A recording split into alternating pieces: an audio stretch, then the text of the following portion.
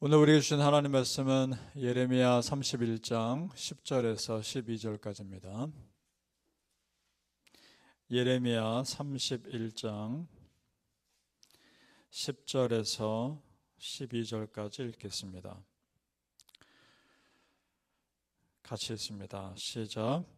이방인들이여, 너희는 여호와의 말씀을 듣고 먼 섬에 전파하여 이르기를, 이스라엘을 흩으신 자가 그를 모으시고 목자가 그 양떼에게 행한 같이 그를 지키시리로다.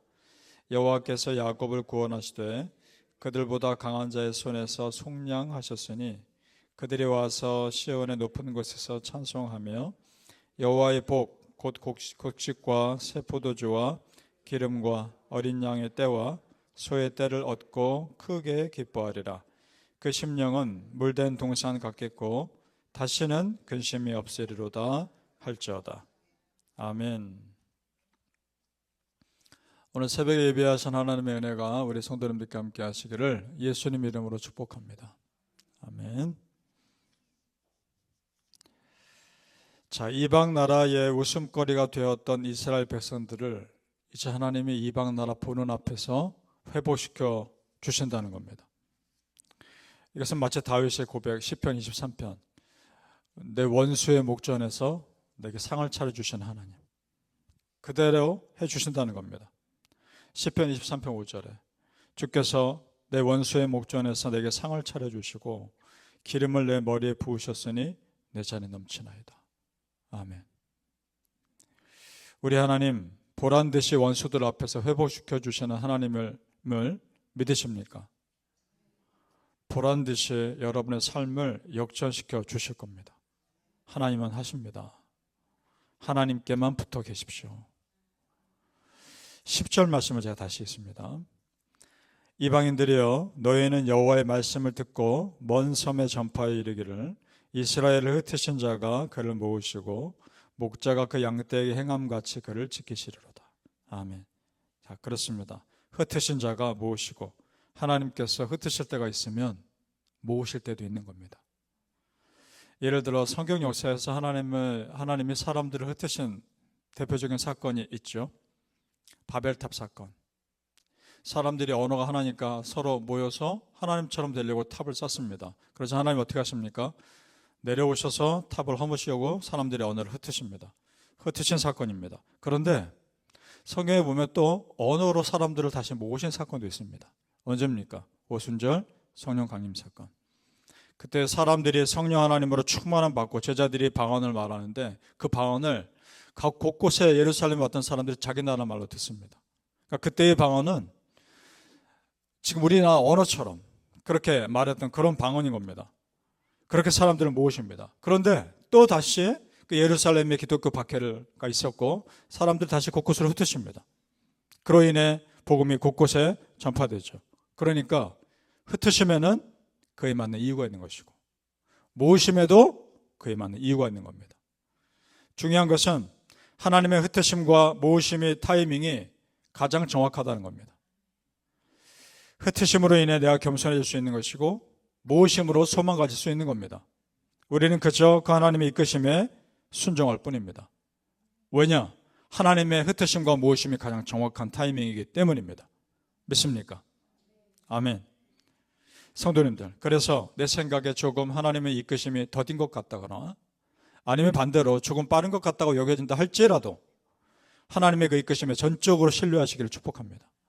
그것이 정확합니다.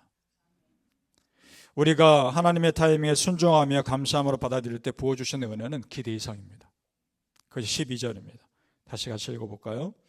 12절 시작. 그들이 와서 시온의 높은 곳에서 찬송하며 여호와의 복 곧 곡식과 새 포도주와 기름과 어린 양의 때와 소의 때를 얻고 크게 기뻐하리라. 그 심령은 물된 동산 같겠고 다시는 근심이 없으리로다 할지어다. 아멘. 이 말씀처럼 되시길 정말 축복합니다. 하나님의 회복은 물질의 풍요뿐만 아니라 내 마음과 영혼의 풍요로움까지도 다 포함하는 겁니다. 자, 심령이 물된 동산 같다. 그래서 근심이 없으리라. 그 이미지를 생각해 보셔요. 동산이 있는데 항상 물이 공급됩니다. 얼마나 풍요롭겠습니까? 그곳에 자란 나무들은 아무런 걱정 없이 열매를 맺는 겁니다. 열매만 맺으면 되는 겁니다. 그 나무들은. 이처럼 물된 동산 같겠다, 이 말은 내 영혼이 풍요로움 가운데 있을 것을 의미합니다. 팔레스타인 지역에서 이스라엘 백성들에게 물된 동산 같다는 이미지는 풍요로움뿐만 아니라 생명을 의미합니다. 그러니까 이 구절의 의미는 우리 영혼의 풍요로움과 내 영혼이 하나님의 은혜 가운데 생명처럼 끊임없는 강한 생명력으로 살아갈 것을 고백하는 겁니다. 정말 우리 성도님들 그런 삶 사시길 축복합니다. 우상 숭배에 빠져있던 이스라엘 백성이 이전의 삶에 돌이켜 하나님께만 집중했을 때 주시는 은혜가 바로 이런 겁니다. 자, 생각해 보세요. 우상 섬긴다는 거. 그 영혼에 온갖 영들로 복잡하게 가득하다는 겁니다. 그런 사람의 삶은 정돈되지 않을 수밖에 없습니다. 산만할 수밖에 없습니다. 그러나 하나님 한 분만을 섬기면 그 삶은 자연스럽게 하나님 중심으로 정돈됩니다. 그것이 힘입니다. 그래서 그런 사람은 절대 흔들리지 않습니다. 하나님 중심으로 질서가 잡혀있기 때문에. 그것이 축복입니다. 영혼이 잘 되는 것이 축복입니다. 그래서 요한 3서 1장 2절에 사랑하는 자여 내 영혼이 잘됨 같이 네가 범사에 잘되고 강건하기를 내가 간구하노라. 아멘. 영혼이 잘되면 다른 일은 잘되게 되어 있습니다. 내 삶이 하나님 중심으로 질서가 잡혀 있으니까. 바라기는 성도님들, 마음의 중심에 하나님 두시고 하나님이 흩으시든지 무엇이든지 그 절대적인 순종함으로 따라가시기를 예수님 이름으로 축복합니다. 아멘. 자, 이스라엘 회복을 말씀하시면서 하나님이 에브라임 지파를 예로 드시는데 성경 쭉 읽어가시면 에브라임 지파가 나옵니다. 이스라엘 12지파 가운데 유다 지파의 버금가는 큰 지파죠. 이스라엘이 남과 북으로 나눴을 때 북쪽을 대표하는 지파였습니다. 그런데 오늘 본문에 나오는 에브라임 지파는 이스라엘 전체를 대표하는 의미를 가지고 있습니다. 자, 이 에브라임이 누구의 아들입니까? 요셉의 아들이죠. 요셉의 두 아들 에브라임과 므낫세인데 에브라임 사실 둘째 아들입니다. 요셉은 또 그 어머니가 누굽니까? 라헬이죠. 라헬이 요셉을 처음부터 낳은 것이 아닙니다. 굉장한 고민과 기도 가운데 겨우 낳은 아들입니다. 아이를 낳지 못해서 얼마나 슬퍼했는지 모릅니다. 그것이 15절에 나옵니다. 하나님 그걸 지금 언급하십니다. 15절 우리 같이 읽어보죠. 시작. 여호와께서 이와 같이 말씀하시니라. 라마에서 슬퍼하며 통곡하는 소리가 들리니 라헬이 그 자식 때문에 애곡하는 것이라. 그가 자식이 없어져서 위로받기를 거절하는도다. 자녀 낳지 못해서 무척이나 괴로워할 때가 있었습니다. 그러다가 낳은 아들이 요셉입니다. 얼마나 귀합니까? 이 아들. 그 요셉의 아들 중에 에브라임이 있는 것이고, 자, 그렇다면 왜 하나님이 예레미야 선지자를 통해서 라헬과 그 아들 요셉의 후손 에브라임에 관해서 말씀하실까? 왜 라헬이 자녀를 낳지 못한 고통을 언급하실까? 이것은 하나님이 지금 그 어미 라헬의 심정으로 아들 같은 이스라엘 백성들을 바라보신다는 겁니다. 내가 너를 그런 고통 가운데 낳았다, 이 말 아닙니까? 지금 우리 지난 시간에 하나님이 당신을 이스라엘 백성들에게 아버지라고 표현했던 거 기억하시죠? 같은 맥락입니다. 여러분, 하나님의 아버지 하나님이 나를 무척이나 사랑하시고 내가 죄 지으면 너무나 안타까워하신다는 그 마음이 정말 느껴지십니까? 그것이 느껴지시길 바랍니다. 20절 같이 읽어볼까요? 하나님의 마음이 잘 표현된 구절입니다. 예레미야 31장 20절 시작. 에브라임은 나의 사랑하는 아들, 기뻐하는 자식이 아니냐?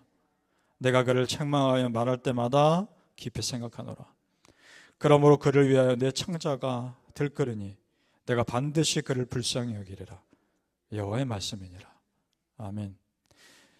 깊이 생각하노라. 원어를 보면 생각하고 또 생각한다, 이렇게 표현되어 있습니다.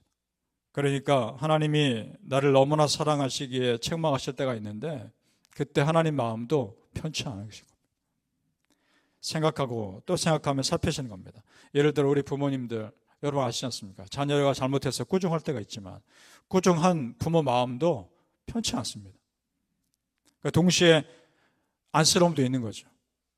그와 똑같은 이치입니다. 내 창자가 들끓으니, 이건 관용교적인 표현이죠. 그만큼 측은히 여기신다는 표현입니다. 창자가 끓을 정도로. 여러분, 그 아버지 하나님의 보이지 않는 사랑이 있었기에 여러분 지금 이 자리에 있는 겁니다. 그리고 그 아버지 하나님의 애끓는 사랑이 있기에 앞으로 우리는 살아갈 겁니다. 믿으십니까? 바라기는 우리 성도님들, 내가 생각하는 것보다 하나님이 나를 훨씬 더 사랑하고 계신다는 걸 믿으시고, 그 하나님의 사랑이 지금도 나를 붙들고 계신다는 것 정말 믿으시기를 예수님 이름으로 축복합니다. 아멘. 기도하겠습니다. 아버지 하나님, 감사합니다. 하나님은 정말 우리 성도님들 사랑하십니다. 이 새벽에 나와 기도하시는 성도님들도 너무나 사랑하시고, 새벽에 나오지 못하지만 또 곳곳에서 기도하시는 우리 성도님들도 참 사랑하십니다. 하나님께서 내 생각보다 내 삶을 강하게 붙들고 계심을 믿게 하여 주시옵소서. 근데 창자가 끓을 정도로 우리를 사랑하시는 그 아버지 하나님을 느끼며 살게 해주시고, 절대적으로 우리는 하나님 떠나지 않게 하옵소서. 하나님을 중심에 모시며 정돈된 삶이 되게 해주시고, 하나님이 내 삶을 흩으시든 내 삶을 다시 모으시든 상관없이 오직 하나님만을 보며 가게 하여 주옵소서. 우리 성도님들 삶의 질서가 잡히게 하시고, 하나님 중심으로 흔들리지 않게 하시고, 어떤 상황에서도 하나님은 나의 하나님이시며 나의 아버지 하나님이시며 어머니 같은 애통함으로 나를 지켜주고 계심을 믿게 하여 주옵소서. 그 하나님의 강한 붙드심이 여전히 나를 붙들 것이며 앞으로도 나를 붙들 것임을 믿게 하여 주시옵소서. 감사하며 예수님 이름으로 기도합니다. 아멘.